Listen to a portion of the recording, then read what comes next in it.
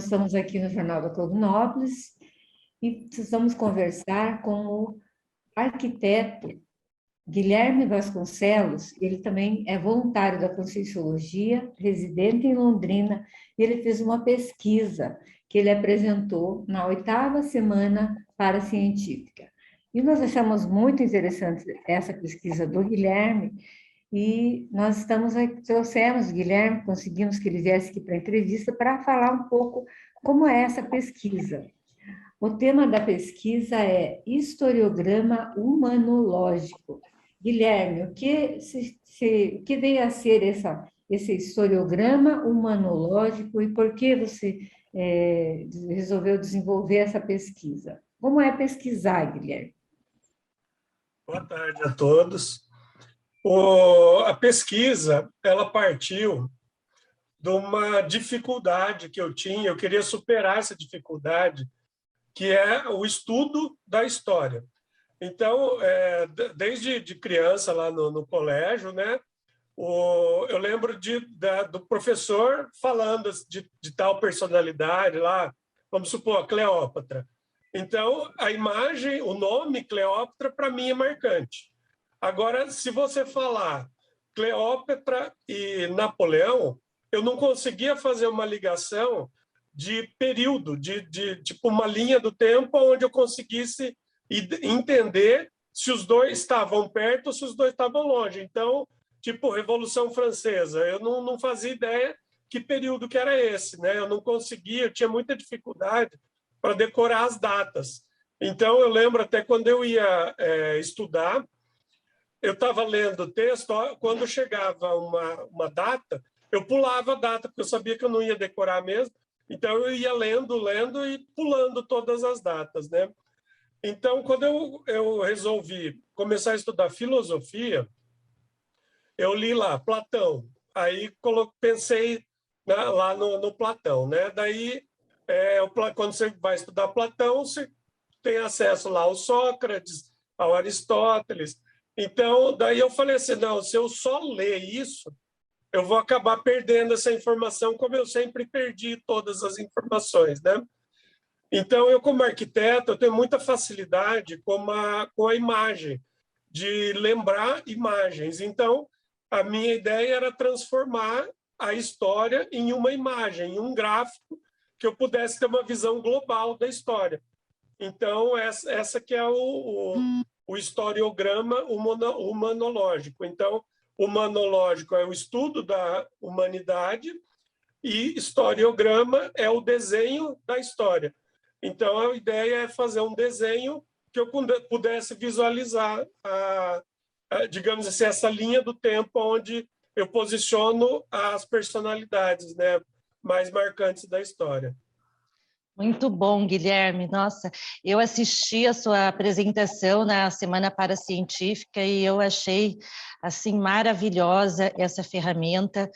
E eu acho que o leitor, o ouvinte, né, que está nos assistindo aqui agora, ele também deve estar muito curioso de saber como que é essa ferramenta. Você poderia mostrar um pouquinho para a gente, explicar um pouco como funciona aí essa ferramenta? Sim.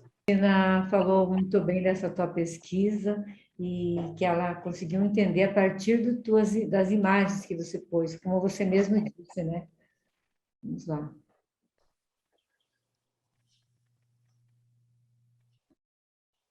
Como eu falei do Platão, eu vou deixar ele na tela aqui. Bom, a imagem, o desenho que foi feito, ele tem uma linha do tempo aqui em cima. Aqui são os séculos, então aqui é o século menos 400, aqui o menos 300. Então, indo para o lado direito, vai crescendo o tempo, né? Então, se eu pegar aqui o Sócrates, cada personalidade tem esse retângulo, digamos assim, né? Se eu medir a distância dessa linha até essa linha, eu vou ter a idade da pessoa, a idade com que ela descartou o corpo físico, né? E se eu fizer uma extensão dessa linha para cima, eu tenho aqui a data do nascimento. Então, o nascimento do Sócrates é aproximadamente 470 antes da Era Comum. E a data do descarte do corpo físico dele, da dessoma, é do ano 399 antes da Era Comum. Então, Então, você tem aí o tempo de vida dele, né? Quanto tempo ele viveu aqui nessa vida. Se eu medir essa distância aqui, ó, eu consigo ver ali que ele permaneceu vivo durante 71 anos, né? Aparece ali o número, né? Isso. Bem A imagem que eu acho pequenininho. que ficou muito pequena, mas... É. E é interessante que a gente, lendo lá, a gente começa a pesquisar e ver que o Sócrates ele foi professor do Platão e o Platão foi professor do Aristóteles. Então, aqui nós temos os três na mesma tela, né? Se a gente fizer uma linha descendo aqui do Sócrates, a gente vai ver que o Aristóteles nasceu alguns anos depois que o Sócrates morreu, o Sócrates dessomou, descartou o corpo físico. Então, é impossível o Aristóteles ter conhecido o Sócrates em vida. Agora, se você olhar o Platão, ele conheceu, pela interseção aqui, tanto o Sócrates quanto o Aristóteles. Então, a gente começa a construir essa imagem, né, mentalmente, e olhando aqui, vamos supor, se eu pegar um texto que conta essa história, eu vou ver lá que o Sócrates nasceu em tal ano e descartou o soma em tal ano, o Platão em tal ano e descartou em tal ano, Aristóteles. Eu vou ter uma dificuldade de entender todos esses números. Eu vou precisar construir uma imagem mental, né? E aqui eu já tenho isso desenhado, então eu bati o olho aqui, eu consigo ver isso facilmente. É uma forma, digamos, é uma extensão da memória. Guilherme, você pegou os temas deles de conhecimento, de estudo, e que eles deixaram esse conhecimento para a humanidade, essa semelhança também, além dessas datas? Não entendi a pergunta. Você conseguiu pegar os principais temas de estudo do Sócrates, e daí a semelhança dos temas do Sócrates com Platão e do Platão com Aristóteles. Então, eles têm semelhanças nos estudos, mas que foram passados de um para outro, mais ou menos nessa linha? Sim, a ideia desse historiograma não é aprofundar no estudo de cada personalidade. Acho que é melhor tirar do compartilhamento, né? Não, Guilherme, eu só queria que você falasse um pouquinho aqui, Guilherme, antes de você descompartilhar, que eu achei bem interessante aqui que o Zissi, ele foi contemporâneo de Sócrates, né? Eu nunca tinha tido essa visão, sabe, também, então achei impressionante aqui. O Zissi, ele foi neto do Confúcio, né? Então, não sei se você colocou Confúcio aqui, você tem um Confúcio aí? Só para a gente ver. Ah, e o Confúcio aqui. Uhum. Está pertinho ali. Então, pertinho, né? Aqui nós vamos ver que eles conviveram muito pouco tempo. Né? Sim, o ano entendi. de descarte do corpo físico do Confúcio, se eu não me engano, são 4 anos de diferença da data de nascimento do Zissi. Do Zissi, né? Zissi. É isso mesmo, super interessante, nossa. E o que você ia pedir, Nerli? Tem mais algum outro nome que você chamou atenção aqui nessa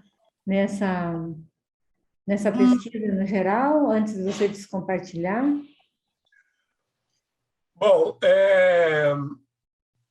a planilha aqui, o projeto, ele tem uma classificação. Se a gente olhar aqui, ó, ele abre uma aba que eu consigo ligar e desligar a personalidade. Grupos de personalidades. Então, aqui só está ligado às personalidades da filosofia. Né? Então, é interessante aqui a gente ver a quantidade de filósofos, né? Conforme a gente vai afastando o zoom, a gente vai vendo a complexidade que é a construir essa imagem mentalmente, né? Então, tem um período aqui que é o período medieval, onde não sei dizer se os filósofos não foram inseridos aqui na planilha ou se eles foram apagados da história, né? Porque tem um Vocês período... estavam todos no período de vida extrafísica. Eu acho que não é tão simples assim. Eu acho que teve uma manipulação da história aí, ou eles estavam É nascendo no possível. Oriente, né? Que o Oriente eu ainda não coloquei aqui na planilha. Então, pode ser que eles estavam nascendo em outro lugar que ainda não está inserido aqui, né? Mas a gente sabe que a Igreja Católica manipulou muito esse período, né? Então, aí depois desse período... Desculpa interromper, Guilherme, o que é aquele quadradinho ali no meio? Que personalidade que é? É o João Scoto Erigine. E aí, daí começa a aparecer os filósofos católicos, né? O Tomé de Aquino, a maioria deles são santos, né? Então, daí aqui começa de novo o estudo da filosofia, né? O desenvolvimento, né? E aqui daí vai ampliando cada vez mais. Até aqui nessa planilha, eu evitei colocar muitas pessoas para frente de 1800, porque começa a ter muita gente, aí começa a confundir muito, né? Então, como é uma pesquisa ainda no começo, né? Então Nossa, Guilherme, eu fico pensando se um aluno, assim, por exemplo, no ensino fundamental, que está estudando uma aula de história e vê uma ferramenta dessa, o quanto deve ser, assim, né, bem instigante para o ensino, né? Mas, além disso, eu queria perguntar para você, quais especialidades que você acha da conscienciologia que a gente poderia, né, que eu acho que poderia, né, eu tenho algumas aqui em mente, o que você acha que poderia utilizar essa ferramenta? Bem,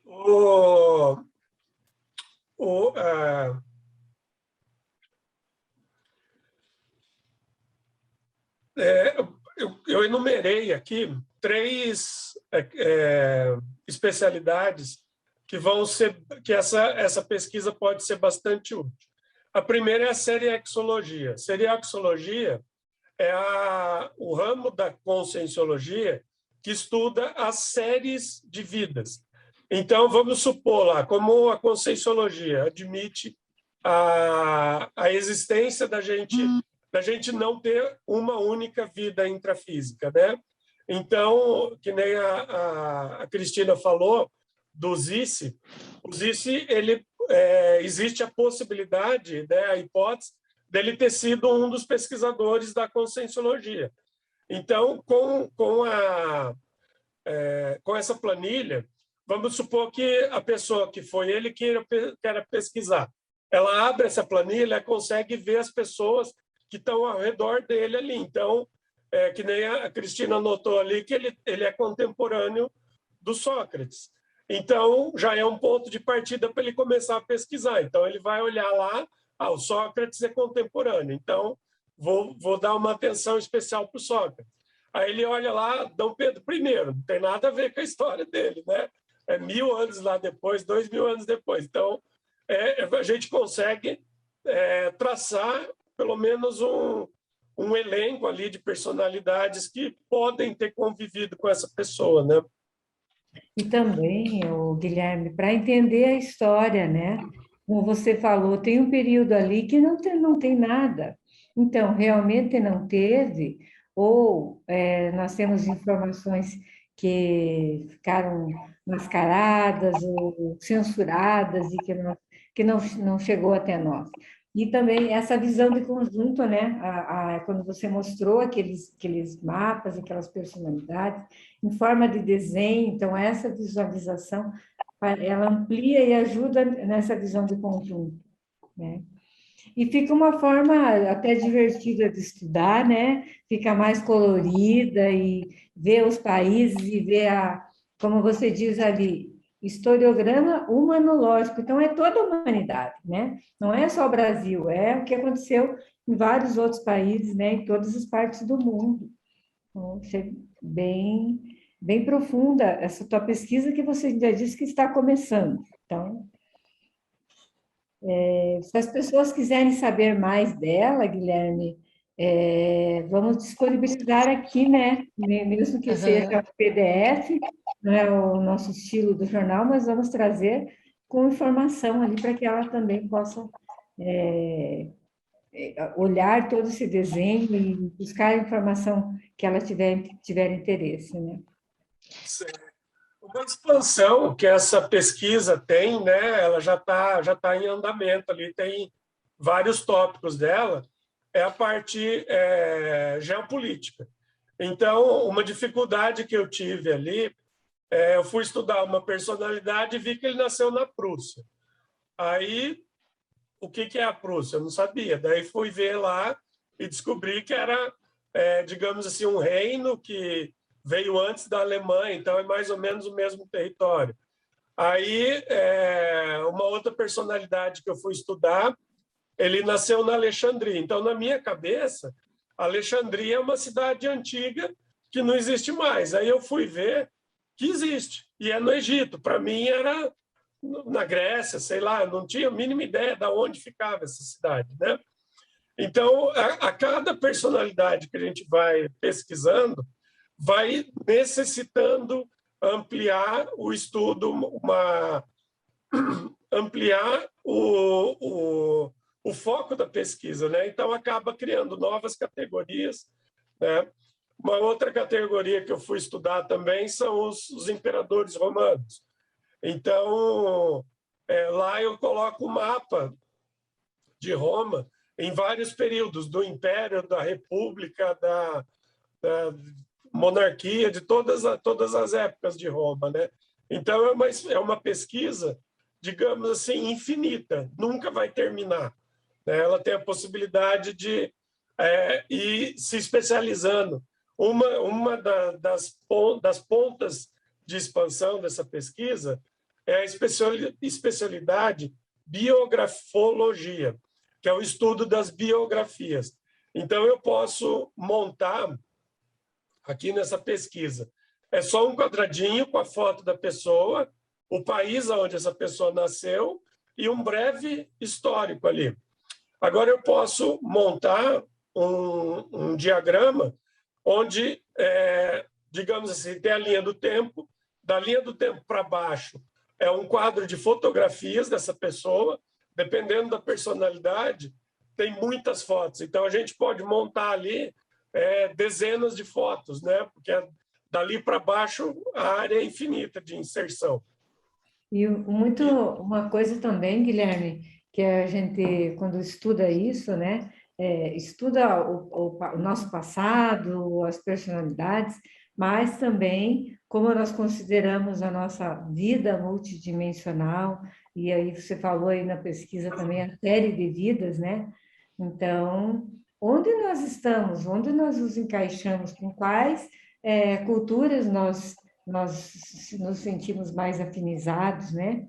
Eu gosto mais do francês ou do inglês, e como eu tenho afinidade ou não com determinada pesquisa, tem a ver com o seu próprio passado, né? Então, e quando você falou do mapa ali que você viu uma cidade lá que achou que seria no Egito, também dá uma vontade de ter um mapa enorme na parede de casa, né? Para ir fazendo essas marcações aí. O laboratório da autorretrocogniciologia tem uma linha do tempo muito interessante também, né? Com as principais, né, datas, né, do período, o período histórico, é bem interessante também. E, Guilherme, acho que a gente pode falar aqui também para você como que foi essa participação na Semana Parcientífica, como que foi o processo, o que você achou, né, da apresentação? Bom, escrever um artigo científico é algo muito gratificante. A gente começa com uma ideiazinha pequenininha e conforme a gente vai pesquisando, fundamentando, ampliando a ideia, essa ideiazinha acaba virando um ramo de 1000 ideias que vão se espalhando, a gente perde o controle de quão abrangente essa pesquisa se torna, né? Então, é extremamente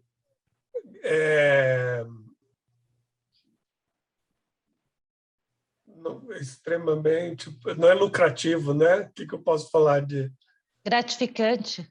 então gratificante eu já falei.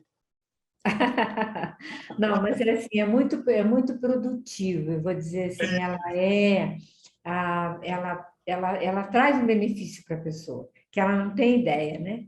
E, Sim. como você falou, você não sabe para onde vai, então começa que ela vai se ampliando, e aí vai tomando um rumo e trazendo umas informações aí que você nem tinha noção da amplitude de onde tudo ia dar, e como você disse, não terminou. Eu estou no começo, você ainda fez muita coisa e você disse que está no começo.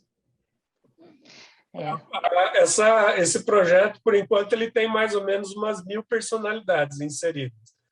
Então, parece bastante, mas quando você começa a pensar na quantidade de pessoas importantes que já viveram, ela é ínfima, né? Agora, uma coisa muito interessante dessa pesquisa é a gente notar a construção de neossinapses. Sinapses são a forma que o cérebro pensa, né? Então, a cada aprendizado, vão criando novas sinapses e acaba ficando mais fácil da gente pensar a respeito de determinada coisa, né? Então, foi bem legal notar que, no começo dessa pesquisa, eu tinha uma dificuldade muito grande em localizar as pessoas. Com o passar do tempo, essa pesquisa tem mais de um ano já, então, com o passar do tempo, quando eu tento lembrar de uma personalidade, em vez de ser uma lembrança textual, eu lembro dessa personalidade na planilha. Então, eu vejo, eu consigo trazer na memória o recorte dessa planilha onde essa pessoa está inserida. Então, vai facilitando, até uma ferramenta que auxilia a memória também, né? Legal. E Muito bom. dentro da tua pesquisa, da série de vidas, alguma coisa, o que ampliou para você? Amplia bastante, porque a gente tem uma série de retrocognições. Retrocognições é quando a gente lembra de uma vida passada, né? Mas as retrocognições não vêm com nome, endereço, RG, não vem os dados perfeitos assim, né? Então, digamos assim, eu tenho uma hipótese de eu ter sido um navegador. Aí eu não sei se eu era pirata, se eu era corsário, ou se eu era um explorador, ou se eu era mercante. Mas quando a gente olha na planilha, todas as personalidades famosas relacionadas à navegação estão num determinado período, que é o período do descobrimento do Brasil, mais ou menos, né, naquela fase, né? Então, se eu for traçar a minha sequência de personalidades, eu posso colocar ali como hipótese que naquele período eu era navegador. Uma outra hipótese que eu tenho é de ter sido religioso, né, em Alexandria. Então, ali mais ou menos no ano 1700. Então, eu consigo determinar que naquele período eu tenho mais ou menos, tenho essa hipótese de ter sido religioso naquele período. Tenho algumas ligações com a Segunda Guerra Mundial. Então, ali eu já me posiciono Alemanha ou Polônia, alguma coisa naquele sentido, né? Mesmo sem ter muita ideia exata, de que personalidade eu era, eu sabia mais ou menos em que território eu estava tateando ali a pesquisa, né? E lembrando também que você falou assim, esses estudos das personalidades importantes ou famosas, mas são as personalidades que trouxeram alguma contribuição para a humanidade, né? E que nós também podemos estar nesse contexto e não ser uma das personalidades que trouxeram, né, tanto relevante, mas às vezes você não é aquele que o nome ficou conhecido, mas você estava ali atuando naquele grupo e também contribuiu às vezes, para muita coisa na humanidade, mas não, e vocês não ficou com o nome tão conhecido. Né? Se a gente for contabilizar o tanto de pessoas que foram a Cleópatra ou Napoleão, vai estar... Por isso que precisa aprofundar a pesquisa, né? Então, tem instituições, né, dentro da conscienciologia que auxiliam o pesquisador a fazer uma pesquisa, né, profunda sobre, né, determinada hipótese, determinada personalidade, né? É muito importante, né, fazer esse estudo aprofundado. Isso a gente chama de personalidade-chave. Né? Vamos supor que eu tenha muita afinidade, vamos supor, com o Marco Polo. A primeira ideia é a gente pensar, eu fui o Marco Polo, mas eu posso ter sido um escravo do Marco Polo, eu posso ter sido um amigo, um inimigo, um funcionário, alguém que estudou o Marco Polo 200 anos depois que ele já tinha descartado o corpo. Então, as possibilidades são inúmeras. Então, a gente sempre tem a profilaxia de pensar como personalidade-chave, né? Que nem a Nerli falou. Se eu vou estudar uma pessoa, eu preciso ter muita pesquisa para eu começar a cogitar de eu ter sido essa pessoa, né? É uma pesquisa muito... tem que ser muito técnico, né? Para tomar uma hipótese mais forte, né?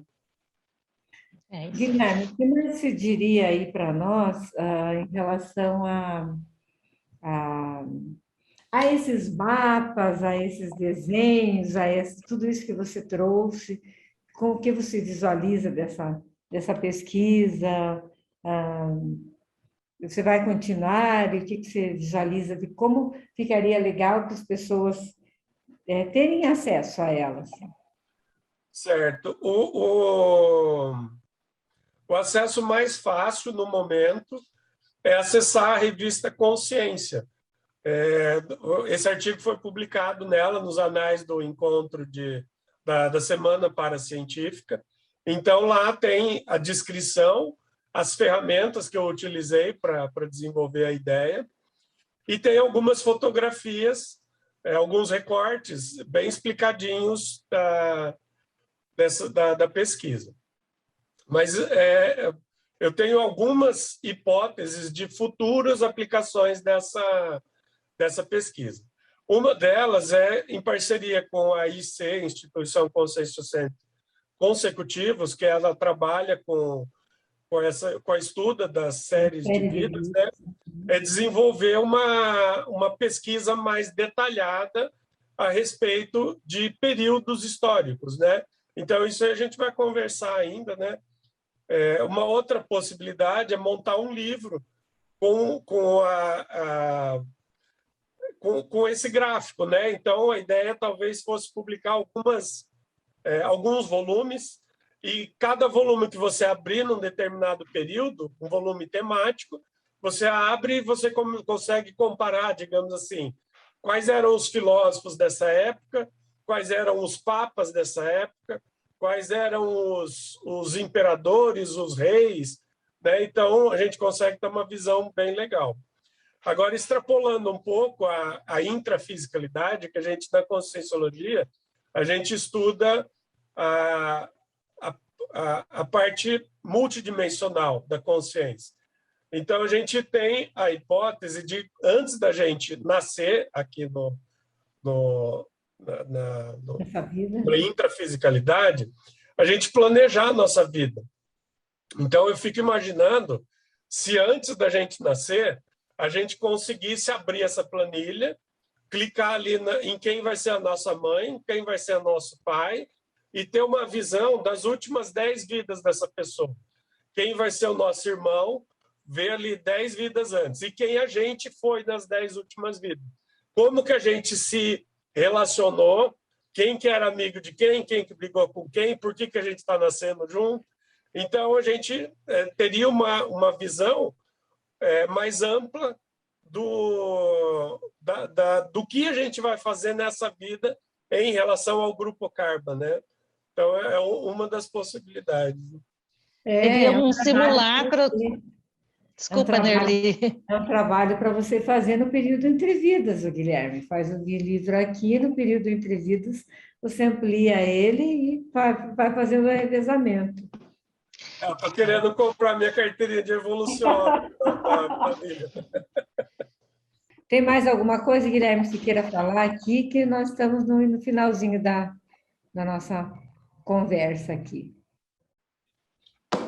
Eu queria agradecer a equipe da Semana Paracientífica, porque a gente começar a escrever um artigo do nada, sem um incentivo, é difícil, a gente sempre vai procrastinando. Então, quando eu vi a chamada de trabalho, eu falei, vou escrever. Esse tema casa muito bem com esse evento. Então, ali a gente tem o estímulo de produzir, né? Pôr no papel o que a gente está pensando. E o pessoal muito atencioso, o artigo ele passa por várias revisões, então a cada revisão o artigo vai melhorando, né? Então, eu sou muito grato ao pessoal que ajudou a cada... Não vou nem nomear as pessoas, porque são muitas pessoas, vai acabar esquecendo. Não é um bicho de 7 cabeças, né, Guilherme? Conseguiu fazer, e o Guilherme é um pesquisador, um arquiteto aí, super alto astral, e conseguiu parar, se concentrar e pesquisar, e olha que pesquisa interessante, né? Então, se você... muitas outras pessoas podem conseguir também, né? E aprofundar e fazer a sua pesquisa. Outra coisa bastante interessante é que nós estamos estudando uma ciência. Na verdade, nós estamos desenvolvendo uma ciência, né? A ciência, a gente não simplesmente estuda o que existe, a gente produz o futuro da ciência, né? E a Semana Paracientífica é onde a gente vê os trabalhos de ponta da conscienciologia. Não só a Semana Paracientífica, né? Todos os eventos de divulgação de artigos, a gente vê o que as pessoas estão pesquisando. Porque eu poderia muito bem desenvolver essa pesquisa e deixar ela aqui no meu computador, eu ter proveito dela, mas o interessante da gente divulgar é que as outras pessoas têm acesso, né? Então, acaba expandindo a própria ciência, né? Obrigada, então, por esse compartilhamento, né, de trabalho, de informações, né? Eu acredito que essa sua pesquisa vai ajudar muitas pessoas, né? A instituições também, como você já colocou aí. Então, é muito impressionante, é muito legal essa tua ferramenta aí, historiográfica, humanológica. Tá bom? Aí. Obrigada, Guilherme. E tendo novidades na pesquisa, vai trazendo aqui para a nossa equipe do jornal. Deixa eu falar mais uma coisinha. Pode falar. Eu queria me colocar à disposição, se alguém tiver alguma ideia de expansão ou quiser desenvolver algum trabalho junto nesse sentido, a gente entrar em contato e a gente desenvolve a ideia. Muito bem, teu e-mail está no artigo da revista, né? Então, quem quiser entrar em contato, pode entrar em contato pelo teu artigo mesmo, né? Obrigada pela participação, por assistir o vídeo até o final. Até mais. Isso aí. Muito obrigada, bem. Guilherme. Até mais, mais, então. próximas pesquisas. Até mais.